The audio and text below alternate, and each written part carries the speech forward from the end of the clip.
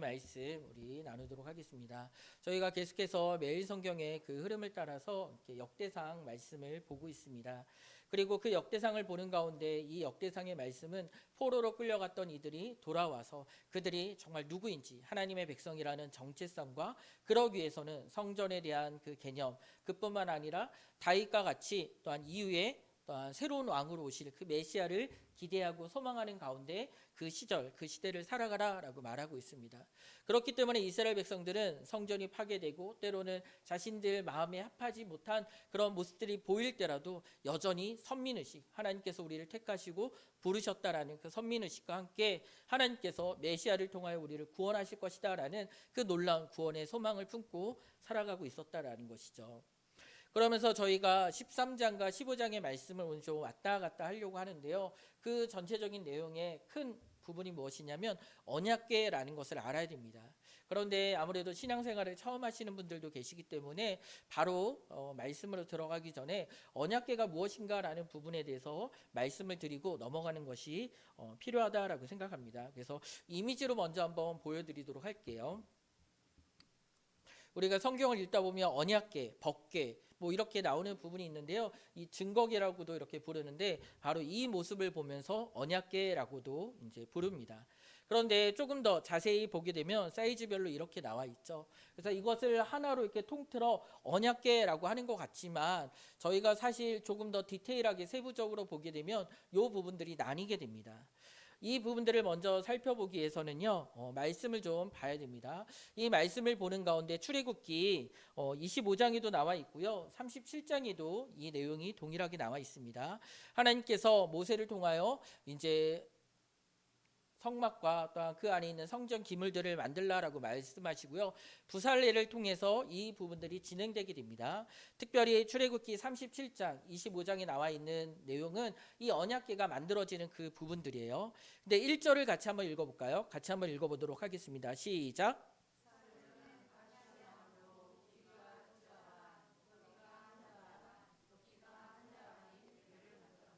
네, 제가 좀 읽기 쉽게 표준세 번역으로 말씀드렸는데요. 여기서 아카시아 나무로 해가지고 만들었다라는 궤가 무엇일까요? 아까 보여드렸던 이 궤죠.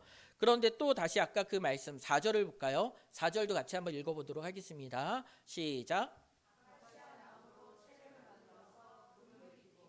여기서 채라는 것은 무엇일까요? 지금 여기서 보는 이 막대기입니다. 고리를 걸어서 어깨에 메고 레이 사람들이 갈 수 있도록 하는 부분들이죠. 그리고 또 한번 다시 볼까요? 6절입니다. 같이 읽도록 하겠습니다. 시작.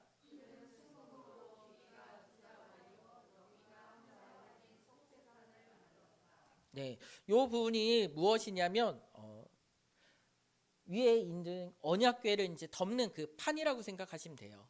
그래서 위에 보면 그룹들 해가지고 두 그룹들이 어떻게 되냐면 이렇게 날개를 펴가지고 고개를 숙인 가운데 이렇게 있습니다. 양쪽으로. 그러니까 이 전체적인 그림을 볼 때 우리는 언약궤라고 생각하지만 이 부분에서 기능적인 부분으로 구별되죠. 위에는 속죄판이고요. 또한 거는 이 부분은 채라고 부르고 또한 이 아래 있는 부분을 궤라고 부르면서 저희가 이 전체적인 부분에 대한 쓰임 이 부분들을 알아야 될 것입니다. 또한 이 부분을 보면서 도대체 언약궤에는 무엇이 담겨져 있을까? 궤니까 무슨 담는 상자잖아요. 이 안에 무엇이 담겨져 있을까라고 생각해 볼 수 있는데요. 우리 히브리서 9장 4절 말씀도 한번 같이 읽어보도록 하겠습니다. 함께 읽도록 하겠습니다. 시작.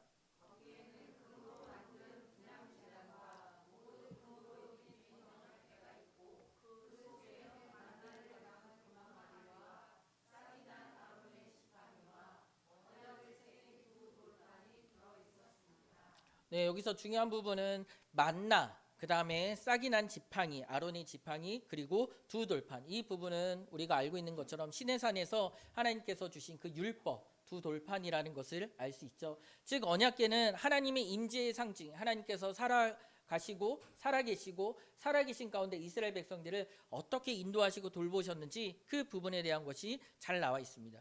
너무나도 중요한 어떤 율법이 들어있기 때문에 하나님의 언약이 담겨져 있다라고 해서 언약궤라고도 저희가 성경을 통해서 보게 됩니다. 그러면 이제 언약궤가 어떤 모습인지 이미지적으로 또 아셨고 그 언약궤 안에 어떤 부분들이 있는지도 아시잖아요. 그러면 언약궤가 어디에 위치해 있는지도 우리는 좀 살펴봐야 됩니다. 저희가 일반적으로 많이 볼 수 있는, 검색하면 볼 수 있는 그 성막에 대한 그림입니다. 밖으로 이렇게 쭉 둘러쳐 있죠. 요게 세마포인데요. 세마포가 이렇게 삥 둘러쳐 있는 이유는 바로 하나님께서 정결하고 거룩한 장소라는 것도 표시하지만 구별된 장소라는 것도 있어요. 그래서 이스라엘 백성들이 아무리 성막을 보려고 하더라도 그 성막 그 세마포 높이가 2.5m 정도 되기 때문에요. 볼 수가 이렇게 어깨 너머 이렇게 볼 수 있지 않은 그런 상황들이죠. 이렇게 가려져 있는 부분에서 하나의 문이 있고 그 안으로 들어가면 번제단이 있고 물두멍이 있는 그런 상황입니다. 그리고 우리가 실제적으로 보는 부분은 무엇이냐면 성소라는 개념이에요. 성소라는 개념이 있고 성소 안에 지성소가 있는데 이 그림을 좀 한 번 더 보여드리도록 하겠습니다. 자, 입구를 중심으로 번제단이 있고 물두멍이 있고 여기가 이제 뜰이죠. 그리고 아까 성소를 보았는데 그 성소도 안에 보면 떡상, 향단, 촛대 이렇게 나눠져 있지만 더 깊숙한 곳에 무엇이 있냐면 언약궤가 거기에 자리해 있습니다. 그래서 언약궤가 자리되어 있는 곳을 뭐라고 얘기하냐면 지성소라고 얘기해요. 이 지성소는 대제사장도 함부로 들어갈 수가 없죠. 그래서 1년에 한 번 대속죄일에 또한 자신을 정결한 가운데 이스라엘 백성들을 위하여 들어가는 곳이 바로 지성소입니다. 그리고 지성소와 성소 사이에는 휘장이 있어요. 그래서 예수님께서 십자가에 달리셨을 때 성전 휘장이 찢겨졌다라고 얘기하는 것은 바로 지성소와 성소를 막고 있던 그 휘장이 찢겨져서 열렸다라는 뜻이죠. 그 얘기는 무엇이냐면 이제 대제사장을 통해서 나아가는 것이 아니라 다이렉트로 하나님 앞에 나아간다라는 부분도 있고요. 또한 다른 의미로는 이제 성전의 의미가 사라지고 예수 그리스도를 통하여 성령 안에 우리가 예배하는 그 시대가 도래했다라는 뜻도 있습니다. 자, 우리가 언약궤라는 부분들을 살펴보게 되면 이제 그 언약궤가 그 성막 가운데 어느 자리에 위치해 있는지 잘 아시리라라는 생각이 듭니다. 저희가 이 부분을 보면서 또 한 가지 살펴보려고 해요.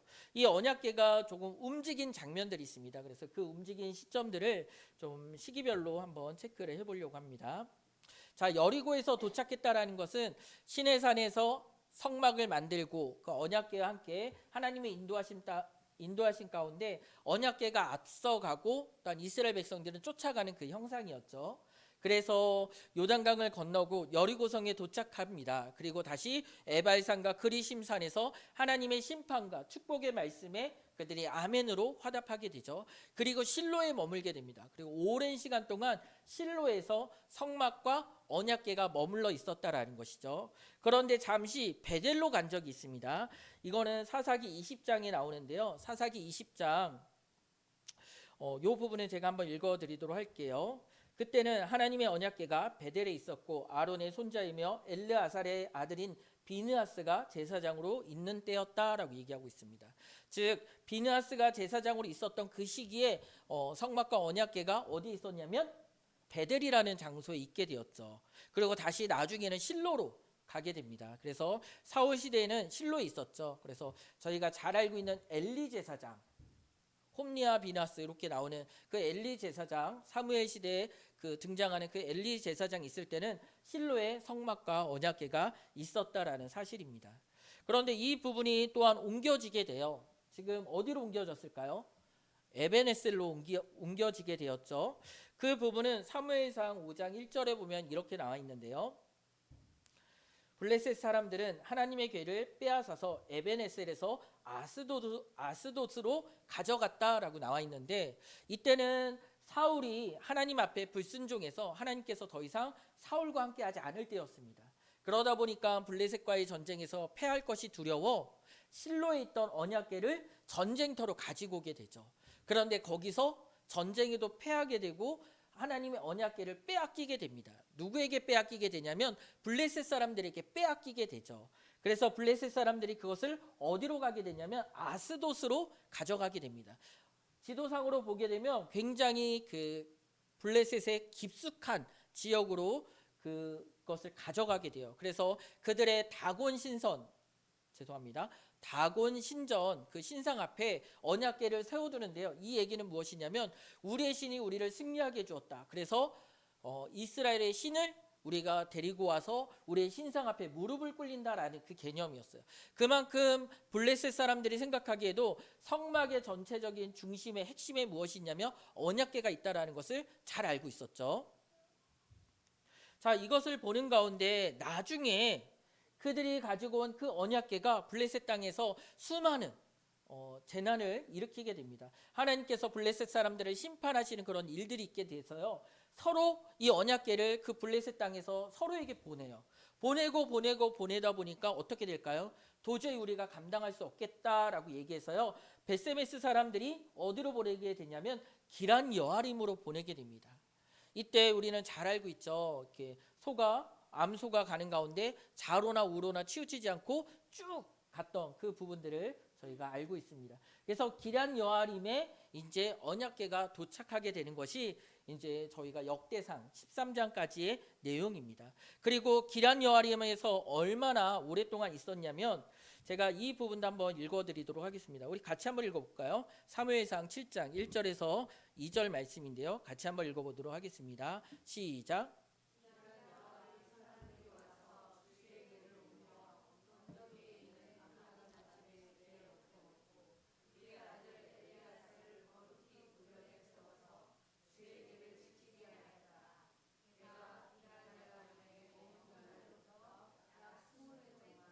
오랜 세월이 지났다. 이 기간에 이스라엘의 온 족속은 주를 사모하였다. 여기서 사모했다라는 그 표현, 나하라는 그 표현인데요. 이렇게 보게 되면 사모했다, 그리워했다, 보고 싶어했다 이런 느낌이잖아요. 그런데 이 기간에 이스라엘 온 족속이 주를 사모했다? 하나님께서는 이스라엘 백성들과 함께 하신다라고 말씀하셨는데 실로에 성막도 있는데 그런데 왜 그들은 주님을 사모했을까? 라고 보게 되면 하나님께서 함께 하시지 못하는 그런 일들, 그런 사건이 있었다라는 것을 저희가 살펴볼 수 있습니다. 그래서 이 나라는 단어가 구약 성경에 딱 3번 등장하게 되는데요. 그 중에 한 번은 사모하다, 또 한 번은 울다, 한 번은 부르다, 부르짖다라는 그 단어로 번역되게 되었습니다. 즉 이 얘기는 무엇이냐면 이스라엘 땅 가운데 이스라엘 백성들이요 하나님을 찾고 구하지만 하나님께서 그들과 함께 하시지 않는 그 상황들이 있었다라는 것이죠. 왜 그럴까라고 생각해 보면 지금 언약궤는 어디 있을까요? 기란 여아림에 20여 년 동안 있었다라고 얘기하고 있습니다. 그런데 나머지 하나님 앞에 제사드리고 또 하나님 앞에 나아갈 그 성막은 어디에 있죠? 아까 지도상으로 보게 되면 실로에 있는 그 상황이라는 것이죠. 지금 성막과 언약궤가 분리되어 있는 채 20여 년 정도 그렇게 분리되어 있었다라는 것이죠. 이 얘기는 어떤 의미를 담고 있을까요? 온전히 하나님 앞에 제사 드릴 수 없었다라는 것이죠. 온전히 하나님 앞에 나아갈 수 없었다라는 것입니다. 이 기간 동안 사울은 다윗을 죽이려고 했지만 놀랍게도 언약궤도 없이 또한 성막도 없이 하나님께서는 다윗과 함께 하시며 그를 보호하시고 돌보시는 일들도 보게 됩니다. 우리는 다윗이 사울 왕에 쫓겨서 블레셋 땅으로 간 그 일도 기억하고 있죠. 그런데 놀랍게도 그 블레셋 땅에서도 하나님께서는 시글락에서도 누구와 함께 하셨죠? 다윗과 함께 하셨다라는 것입니다. 물론 언약궤 성막 있는 곳에 하나님께서 이렇게 마치 자석이 끌려가듯 쫓아가는 부분이 아닙니다. 오히려 하나님의 임재의 증거일 뿐 하나님의 임재는 믿는 자들, 하나님을 구하고 사모하는 자들과 함께한다라는 것이죠. 그런데 온 이스라엘 백성들이 하나님을 사모하고 하나님께 부르짖고 하나님 앞에 나아가기를 원했으나 그들의 마음은 하나님 앞에 온전히 서지 못했던 모습들을 보게 됩니다. 아마 대표적인 인물이 사울이라고 저는 생각됩니다. 그러면서 우리가 하나님의 말씀을 다시 한번 살피며 나아가기를 소망합니다. 우리 역대상 13장 3절에서 4절 말씀입니다. 저희가 평상시보다는 오늘 성경을 많이 읽죠. 그래서 한번 보고 넘어가는 것이 좋을 것 같아서 우리 차분하게 성경을 보도록 하겠습니다. 역대상 13장 3절에서 4절 우리 같이 한번 읽어보도록 하겠습니다. 시작.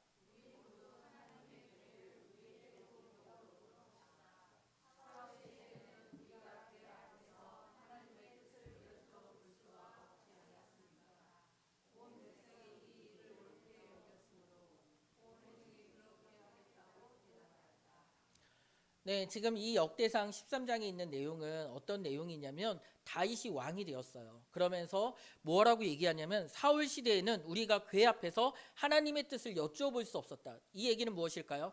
성막과 언약궤가 분리되어 있는 가운데서 하나님 앞에 온전히 구하고 하나님의 뜻 가운데 살아가지 못했다라고 얘기하고 있는 것입니다.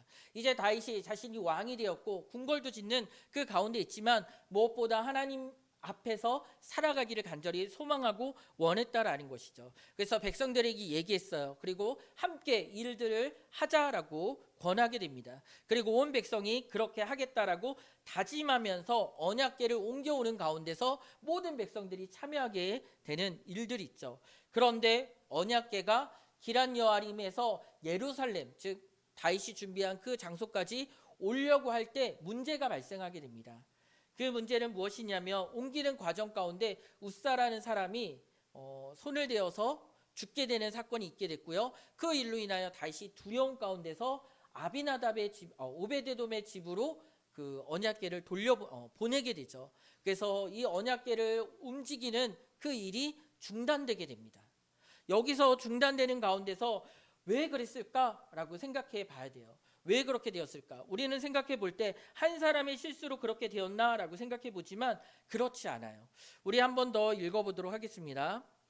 역대상 13장 12절에서 13절 말씀입니다. 함께 읽도록 하겠습니다. 시작. 그날 다윗은 이 일 때문에 하나님이 무서워서 이래서야 내가 어떻게 하나님의 궤를 내가 있는 곳으로 옮길 수 있겠는가 하였다. 다윗은 두려움 가운데서 어떻게 옮길 수 있을까라고 고민하게 되었어요. 그러나 다시 한번 정돈하고 생각해 보니까 이 일은 한 사람의 실수 때문에 일어난 일이 아닙니다. 이 일은 하나님의 말씀과 하나님의 뜻하심을 몰랐던 그 무지함 때문에 일어났다라는 것이죠. 그래서 이 일들에 대해서 책임을 다른 이들에게 묻지 않고 자신에게 묻게 되는 그런 부분들이 있죠. 그래서 이 부분들을 보면서 역대상 15장 13절에 이렇게 나와 있습니다. 지난번에 여러분이 매지 않았으므로 주 우리 하나님께서 우리를 치셨습니다. 우리가 그분께 규례대로 하지 않아서 그렇게 된 것입니다 라고 나와 있는데 규례대로 하지 않았다라는 것은 무엇일까요? 언약궤는 레위 사람들을 통해서 우리 신명기 10장 8절 말씀 한번 같이 읽어보도록 할게요. 이제 거의 마지막 말씀입니다. 같이 한번 읽어보도록 할게요. 시작.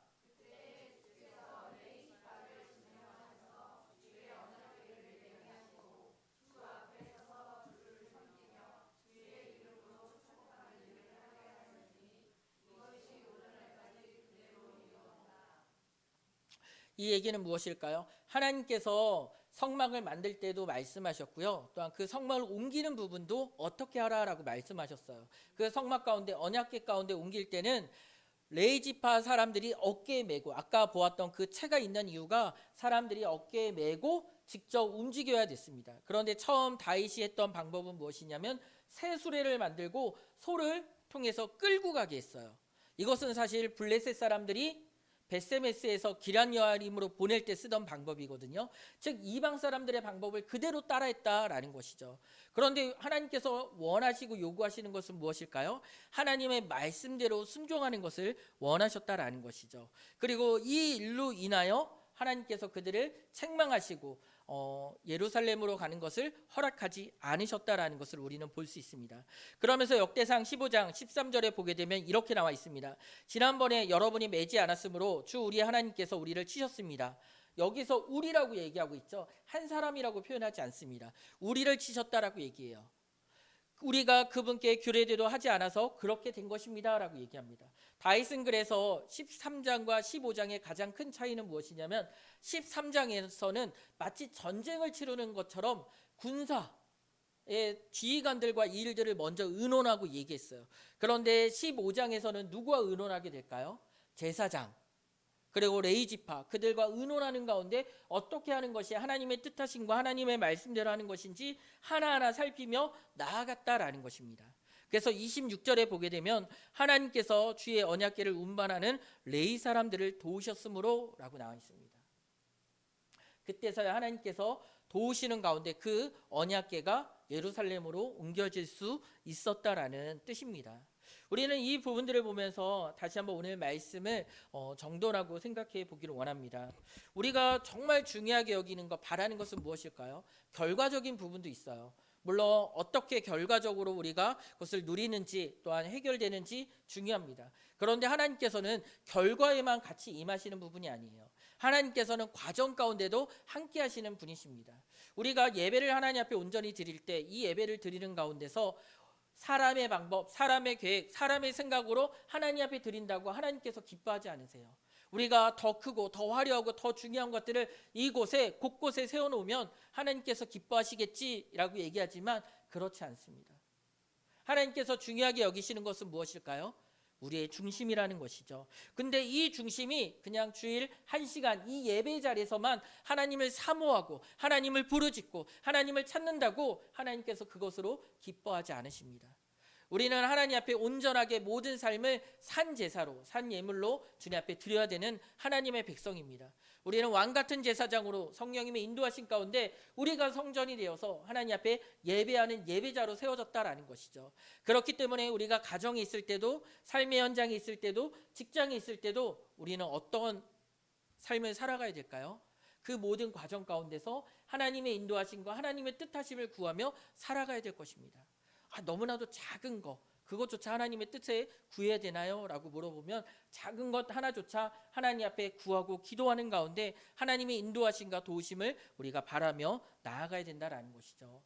저희가 수요일마다 같이 공동체 기도하는 부분들이 있잖아요. 이번 주 공동체 기도하는 부분에서는 배우자를 위한 기도도 있고요. 또한 직장, 동료를 위한 기도도 있습니다.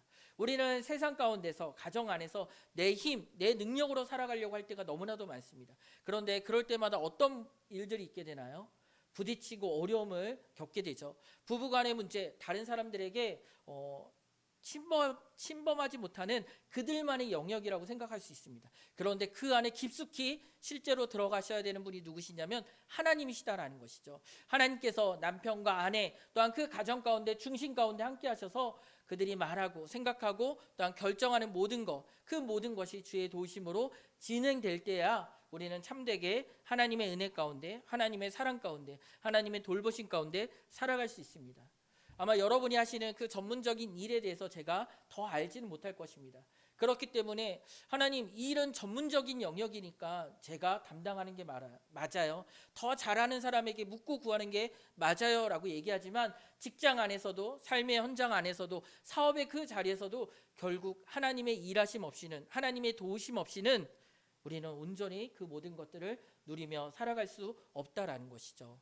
제가 부모니까 자녀에 대해서 잘한다라고 얘기하고 내가 어떤 지식적인 부분이 있으니까 그 일에 대해서 잘한다라고 얘기하지만 그 모든 것들은 결국 하나님으로부터 온 것입니다. 그렇기 때문에 참된 지혜이시고 또한 우리의 구원자 되시는 그분께 날마다 구하며 나아가야 된다라는 것이죠. 다윗은 자기가 전쟁에 대한 부분은 잘 알고 있었습니다. 그러나 전쟁 가운데서도 늘 하나님의 도우심을 구했어요. 아까 말씀드렸던 시글락에서 자신의 아내와 가족들이 포로로 끌려가고 있던 그 상황 가운데 그가 먼저 행했던 것은 무엇일까요? 하나님께 구하는 것이었습니다. 하나님, 제가 지금 쫓아가면 그 일을 행할 수 있겠습니까? 하나님께서 가라 말씀하셨죠. 내가 그들을 너에게 붙여주리라 라고 주님께서 말씀하셨습니다. 우리는 날마다 결과에 초점을 맞추는 것이 아니라 그 결과에 다다르도록 온전한 결과에 다 닿을 수 있도록 늘 주님의 도우심과 은혜 가운데 살아가야 된다라는 것이죠. 하나님께서는 그렇게 우리에게 늘 말씀하십니다. 오늘 한날의 삶을 너희가 온전히 주님을 의지하기를 원한다라는 것이죠. 그리하여 그런 날들이 하루하루 쌓여가면 공동체가 함께 모여 오늘 드리는 이 주일 예배 가운데 더욱더 기쁨과 하나님 앞에 영광을 돌릴 수 있을 것입니다. 우리는 그 부분들을 보면서 다시 한번 다윗이 얼마만큼 이 언약궤를 옮기는 가운데 마음을 썼는지 생각을 해봐야 됩니다. 다윗은 15장에 보게 되면 왕궁을 준비했어요. 자기가 살 그 왕궁을 준비하고 있었죠. 그러나 마음 한편에는 무엇이 있었냐면 하나님의 성전을 짓고자 하는 귀한 마음이 있었습니다. 그리고 그 마음 가운데 하나님 앞에 제가 하나님 성전을 짓기 원합니다 라고 소원하며 얘기합니다. 그때 나단 선지자를 보내서 하나님께서 그 마음을 기뻐 받아 주시는 가운데 성전을 짓는 일은 솔로몬에게 맡길 거야. 하지만 너가 드렸던 그 마음 가운데 내가 너와 언약을 맺겠다라고 얘기하십니다. 그리고 그것이 다윗 언약입니다. 다윗의 후손을 통하여 영원한 나라를 세우시겠다라고 말씀하신 그 놀라운 언약이죠. 그 가운데, 그 중심 가운데 연결되는 부분이 바로 성전을 짓고자 하는 그 마음이었습니다. 얼마만큼 다윗이 성전을 귀하게 여기고 또 하나님의 임재와 하나님의 함께하심을 소망하고 바랬는지 우리는 시편 132편을 통해서 살펴볼 수 있습니다. 제가 그 가운데 2절부터 5절까지의 말씀을 한번 읽어드리려고 합니다. 같이 한번 우리 보면서 읽어보도록 하겠습니다. 다윗이 주께 맹세하고 야곱의 전능하신 분께 서약하기를 내가 내 집 장막에 들어가지 아니하며 내 침상에도 오르지 아니하며 눈을 붙이고 깊은 잠에 빠지지도 아니할 곳이며 눈꺼풀에 얇은 잠도 들지 못하게 하겠습니다. 주께서 계실 장막을 마련할 때까지 야곱의 전능하신 분이 계실 곳을 찾아 낼 때까지 그렇게 하겠습니다 하였습니다. 지금 이 얘기는 무엇일까요? 다윗이 시편 132편의 고백을 따라 하나님 앞에 간구하고 부르짖는 것은 무엇이냐면 주님의 계실 장막을 마련할 때까지, 하나님의 온전한 성전이 세워질 때까지 저는 정말 제대로 잠도 잘 수 없고 또한 제가 편히 쉴 수도 없습니다. 내가 화려한 왕궁을 짓기는 지었지만 거기에 내 몸을 누이고 있지만 성전이 세워지기 전까지는, 하나님의 임재를 내가 보기 전까지는 내가 마음 편히 쉴 수도 없는 그런 상황입니다. 그냥 얇은 잠도 온전히 들지 못한다라는 그런 내용이죠. 우리는 이 부분을 보면서 어떤 마음, 어떤 심정을 느끼셨나요? 왜 이렇게 다윗은 그것을 소망했을까, 바랬을까라고 보게 되면 결국 그의 중심에는 하나님께서 함께 하시지 않고는 이 왕국과 이 나라가 온전히 세워질 수 없다라는 것을 분명히 깨닫고 있었다라는 것입니다. 그가 사자 앞에서도, 골리앗 앞에서도, 그가 수많은 적들 앞에서도 승리할 수 있었던 것은 하나님께서 그를 도와주셨기 때문이죠. 하나님께서 그를 인도해 주셨기 때문입니다. 그렇기 때문에 그는 생존을 위해서, 삶을 위해서, 모든 것을 위해서 하나님을 붙들고 하나님을 떠나지 않겠노라고 고백하고 간구하며 살았다라는 것이죠.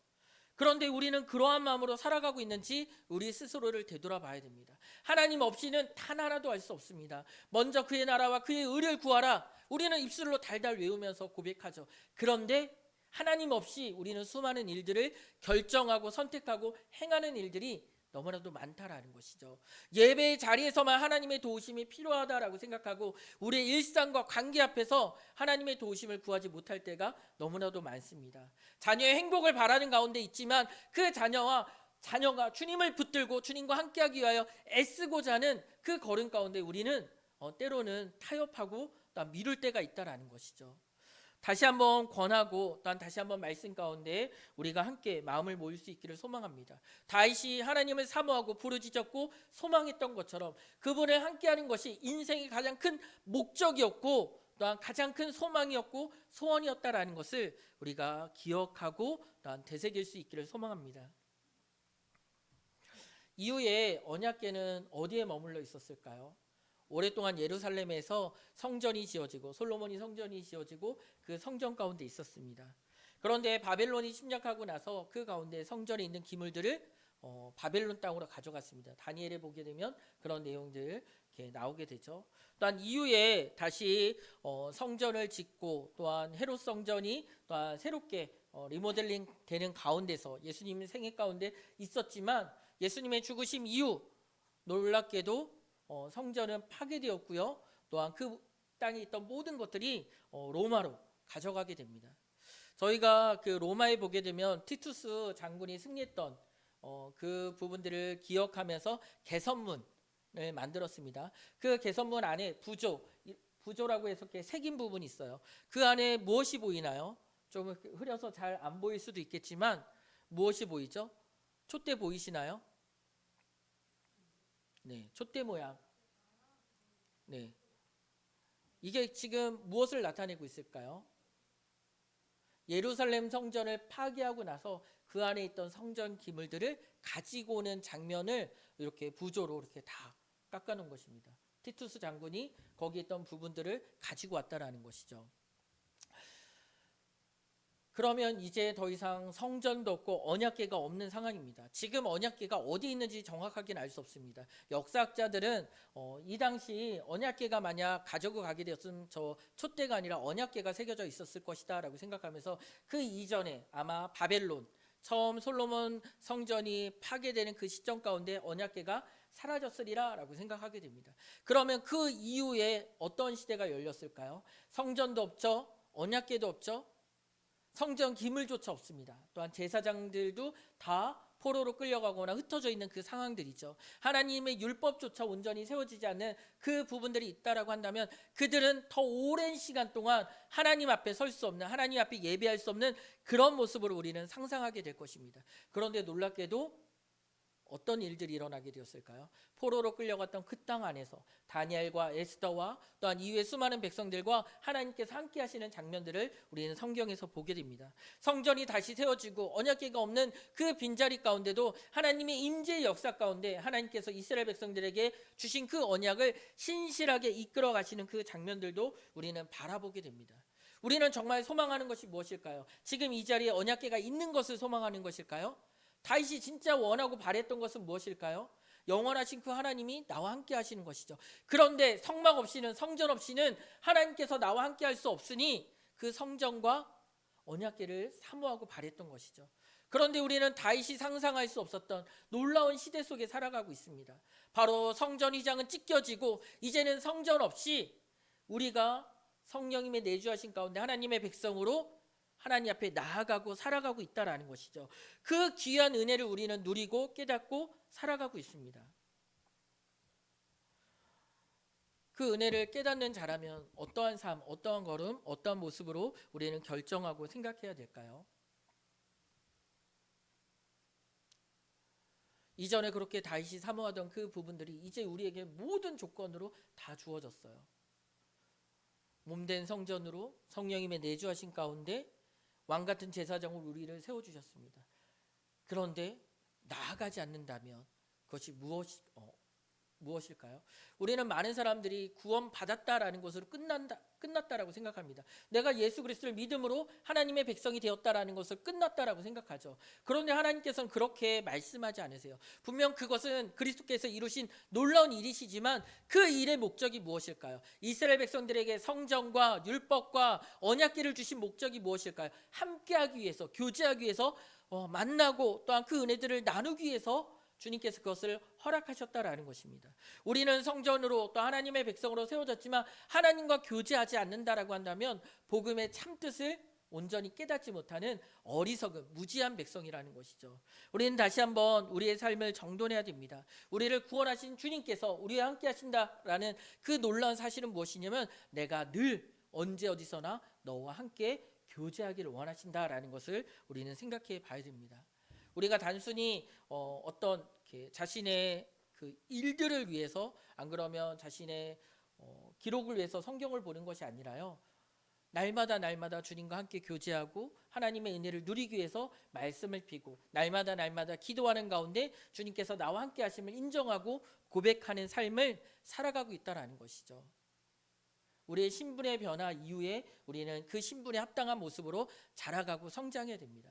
이 자리에 있는 어린아이들 뿐만 아니라 오랫동안 신앙생활 하신 분들도 마찬가지입니다.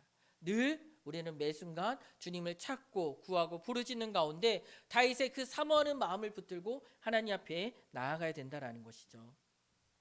아까는 다 읽어드리지 못했지만 정말 성도님들께서 시간이 허락되신다면 집에 돌아가셔서 132편을 처음부터 끝까지 한번 읽어보세요. 후반부 17절과 18절에 어떻게 마무리되고 있을까요?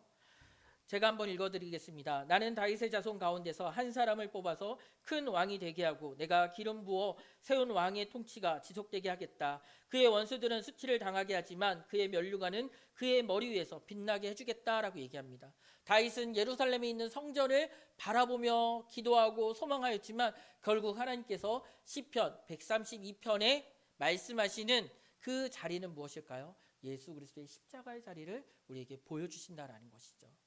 우리 사랑하는 모든 성도님들과 함께 이 언약궤를 통해서 다윗이 그 언약궤를 옮기려고 했던 그 마음과 중심을 우리의 삶 가운데 깨달을 수 있기를 소망합니다. 그것은 하나님을 사모하고 하나님을 찾는 마음이었습니다.